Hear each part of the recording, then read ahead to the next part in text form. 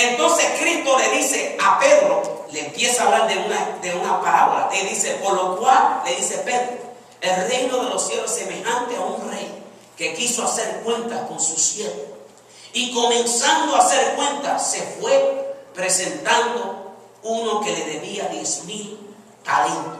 Tengo entendido que 10,000 talentos equivalía a más de $1 billón. Era una cantidad inmensa que este hombre le debía a este su siervo. Y dice, y a este, como no pudo pagar, ordenó su señor venderle a su mujer, a hijo y todo lo que tenía para que se le pagase la deuda. Entonces aquel siervo, postrándose, le suplicaba diciendo, Señor, ten paciencia conmigo y yo te lo pagaré todo. El Señor y el Señor de aquel siervo, movido a misericordia, le soltó y le perdonó la deuda.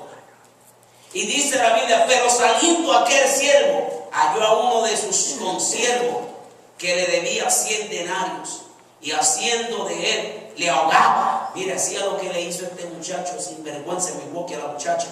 Y le dice, diciéndole, págame lo que me debes. Entonces su consiervo, postrándose a sus pies, le rogaba diciendo, ten paciencia conmigo y yo te lo pagaré todo. Mas él no quiso, sino fue y le echó en la cárcel hasta que le pagase la deuda. Viendo sus consiervos lo que pasaba, mira, dice, se entristecieron mucho y fueron y refirieron a su señor todo lo que le había pasado. Entonces llamándolo el Señor le dijo, siervo malvado, toda aquella deuda te perdoné porque me rogaste. ¿No debías tú también tener misericordia de tu consiervo como yo tuve misericordia de ti? Entonces su señor, enojado, le otorgó a los verdugos hasta que pagase todo lo que debía. Así también mi Padre Celestial hará con vosotros si no perdonáis de todo corazón cada uno de su hermano sus ofensas. Yo entiendo con esto que el Señor lo que quiso decir aquí es, iglesia, nunca nosotros debemos de llevar a nuestras manos nuestra propia justicia.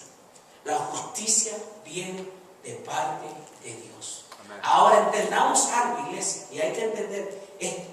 Yo a veces, exclusivamente hace poco hablaba con un pastor que me dijo que un diácono violó a su hija dentro de la iglesia. Estando en la iglesia, un diácono violó a su hija en la iglesia. Y este hombre no hizo nada. Dice que él, lo perdonó, diciendo la Biblia lo que habla del perdón. Él lo perdonó. Pero después que él lo perdonó, él no habló por la justicia de lo que había pasado a su hija. Por cuanto él no lo habló, dice, no solamente violó a su hija, siguió violando otras muchachitas más. Entonces, yo entienda esto, iglesia. Yo creo en el perdón y tenemos que perdonar, pero también hay que entender que todo pecado tiene una consecuencia. Diga eso conmigo, todo pecado tiene una consecuencia.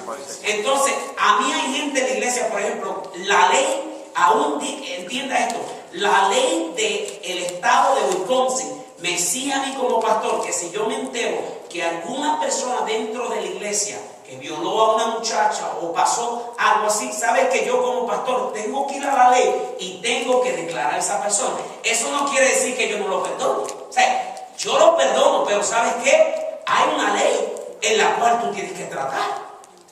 Entonces yo creo que la iglesia ha desviado eso y hemos creído, bueno, el hecho de que tú perdonas a una persona, no, pues quiere decir que sea lo que cometió, que si robó, que si hizo esto. No, tú tienes que entender algo.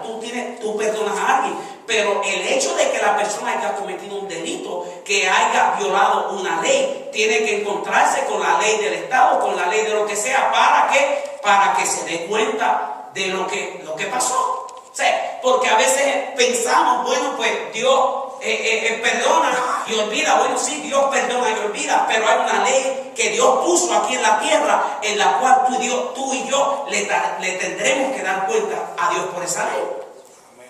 Y sooner or later, dígame amigo, sooner or later, lo que tú sembraste, tú lo vas a cosechar.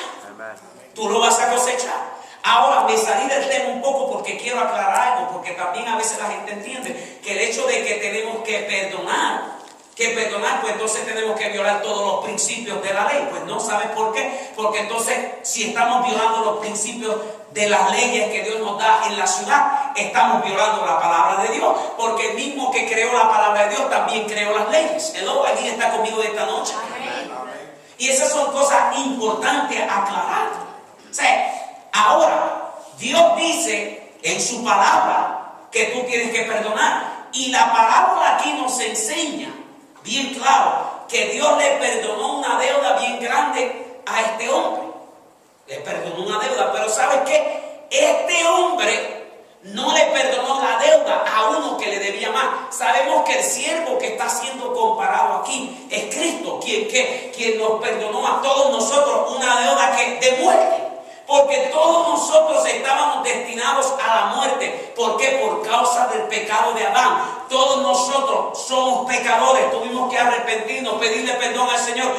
A todos aquí se nos perdonó una gran deuda. No importa que tú mataste, no importa que quizás tú le robaste a tu papá 1 o 2 pesos. No importa que le robaste la mujer al vecino o hiciste lo que hiciste. ¿Sabes qué? Todos somos pecadores. Dígame, todos somos pecadores. Todos somos pecadores. No importa cuán grande o cuán pequeño haya sido tu pecado, la Biblia nos clasifica los pecados. Si tú es más, era tanto que es tanto que Dios tomaba en cuenta el pecado, que Dios decía, si alguien había violado toda la ley mesiánica, era culpable de la ley, como uno que también solamente hubiera violado un mandamiento.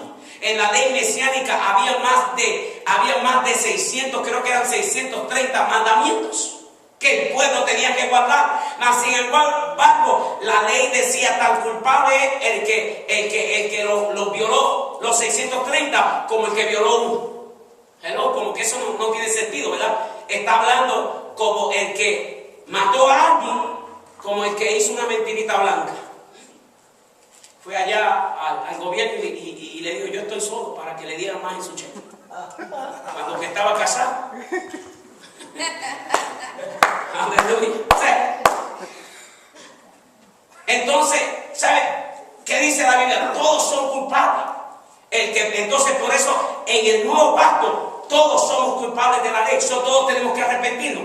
Y entendemos que ese perdón viene porque por medio del sacrificio que Cristo hizo en la cruz de Calvario. Entonces, ninguno de nosotros tenemos el poder para perdonar o para perdonarnos a nosotros mismos, porque entonces si eso fuera, entonces Cristo no hubiera tenido que venir y morir por todos nosotros. Pero ¿qué pasó?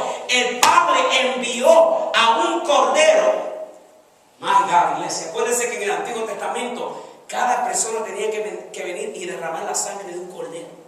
De un cordero inocente, de un cordero que fuera puro, y era la primicia. Y ese cordero lo presentaban al sumo sacerdote, y el sumo sacerdote presentaba su ofrenda ante Dios. ¿Y qué pasaba? Por medio de esa ofrenda, esa persona o esa familia recibía perdón de sus pecados. Pero en el nuevo pacto, Dios dijo, ¿sabes qué? Yo voy a presentar el cordero por ti. Ese cordero se llama Cristo, aleluya, el Todopoderoso. Y Cristo, dice la Biblia, que se presentó como cordero una vez.